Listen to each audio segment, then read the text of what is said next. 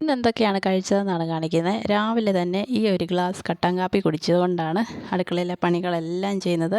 ചിലരൊക്കെ കട്ടൻ ചായയാണ് കുടിക്കുന്നത്. എനിക്കത് വലിയ ഇഷ്ടമല്ല. ഇടയ്ക്കൊക്കെ എങ്ങാനും കുടിച്ചെങ്കിലേ ഉള്ളൂ. പിന്നെ പുട്ടാണ്, ഗോതമ്പ് പുട്ടാണ് ഉണ്ടാക്കിയത്. ഗോതമ്പ് പുട്ടും പഴവും പഞ്ചസാരയും. അപ്പോൾ അമ്പാടിയെയൊക്കെ സ്കൂളിൽ പറഞ്ഞു വിട്ട ശേഷം ഞാനും പൊന്നും സമാധാനമായിട്ട് കാപ്പി കുടിക്കുവാണ്. പൊന്നുവിൻ്റെ കുളിയൊക്കെ കഴിഞ്ഞ് അങ്ങനെയാണ് അവൾ കഴിക്കുന്നത്.